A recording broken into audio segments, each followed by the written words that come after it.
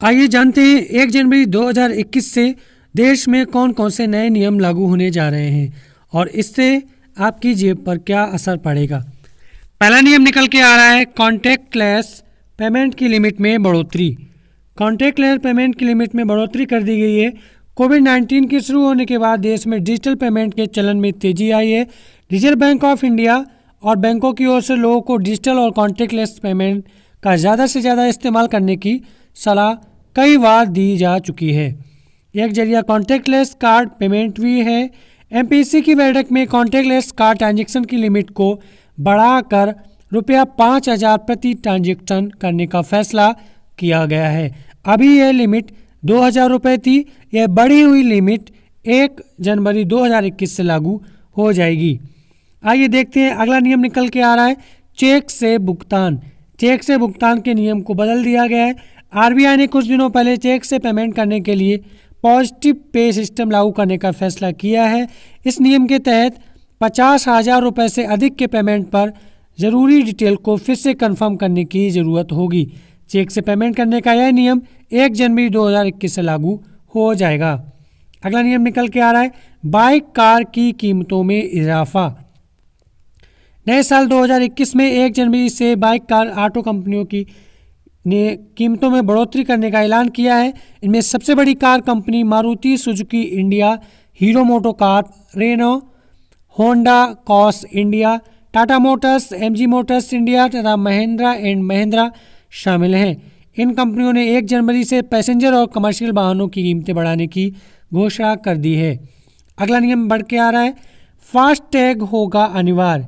देश में फास्टैग अनिवार्य कर दिया गया है, जिसमें केंद्र सरकार ने टोल प्लाजा पर टोल कलेक्शन को आसान और सुरक्षित बनाने के साथ साथ टोल पर लगने वाले लंबे जाम से निजात पाने के लिए सभी चौपहिया वाहनों के लिए 1 जनवरी से फास्टैग को अनिवार्य कर दिया है। लोगों की सुविधा के लिए टोल प्लाजा पर विभिन्न बैंकों के एजेंट व NHAI की तरफ से काउंटर लगाए गए हैं, जिसमें ड्राइविंग लाइसेंस अथवा आधार कार्ड दिखाकर हाथों हाथ फास्टैग खरीद सकते हैं। गत वर्ष से करीब 70% वाहन फास्टैग की मदद से डिजिटली तरीके से टोल का भुगतान कर रहे हैं। अगला नियम निकल के आ रहा है ई इनवॉइस प्रणाली। इसमें कहा गया है 1 जनवरी से ही जीएसटी कानून के तहत 100 करोड़ रुपए से अधिक का टर्नओवर होने पर B2B मतलब बिजनेस टू बिजनेस भुगतान के लिए ई इनवॉइस जरूरी होगा। इसके अलावा 1 अप्रैल से सभी करदाताओं के लिए B2B भुगतना पर ई इनवॉइस जरूरी होगा।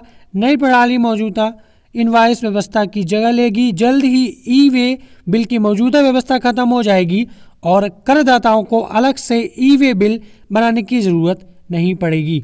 अगले नियम निकल के आ रहा है म्यूचुअल फंड के लिए नियमों में बदलाव। इसमें म्यूचुअल फंड के लिए नियमों में बदलाव किए गए हैं। ये 1 जनवरी से बदलाव लागू होने जा रहा है। निवेशकों के हितों को ध्यान में रखते हुए बाजार नियामक सेबी ने म्यूचुअल फंड के नियमों में कुछ बदलाव किए हैं। नए नियम लागू होने के बाद फंड का 75% हिस्सा इक्विटी में निवेश करना अनिवार्य होगा, जो फिलहाल 65% है। अगला नियम जो आ रहा है लैंडलाइन से मोबाइल फ़ोन। अब लैंडलाइन से मोबाइल नंबर लगाने के लिए 15 जनवरी से आपको मोबाइल नंबर से पहले 0 लगाना होगा। इस व्यवस्था से सेवा प्रदाता मोबाइल कंपनियां अधिक नंबर बना सकेंगी। हालांकि लैंडलाइन से लैंडलाइन, मोबाइल से लैंडलाइन और मोबाइल से मोबाइल पर कॉल करने के लिए डायलिंग प्लान में कोई बदलाव नहीं किया गया है। अगला नियम जो है वो लाइफ इंश्योरेंस। जो लोग लाइफ इंश्योरेंस लेने की सोच रहे हैं उनके लिए अच्छी खबर है। नए साल में टर्म लाइफ इंश्योरेंस पॉलिसी खरीदना बहुत ही आसान बनने वाला है। बीमा नियामक संस्था IRDAI ने सभी बीमा कंपनियों को अगले साल 1 जनवरी से सरल जीवन बीमा लॉन्च करने को कहा है। यह एक स्टैंडर्ड टर्म इंश्योरेंस होगी। इससे ग्राहकों को कंपनियों की ओर से पहले दी गई जानकारियों के आधार पर फैसला लेने में मदद मिलेगी। जीवन बीमा 18 से 65 वर्ष के लोग खरीद सकेंगे और पॉलिसी 5 से 23 लाख रुपए तक की रहेगी। अगला नियम जो है भरने होंगे 4 बिक्री रिटर्न। इसमें बताया जा रहा है सरकार ने माल एवं सेवा कर GST प्रणाली के तहत छोटे करदाताओं के लिए तिमाही रिटर्न दाखिल करने और करों के मासिक भुगतान QRMP की योजना शुरू की है।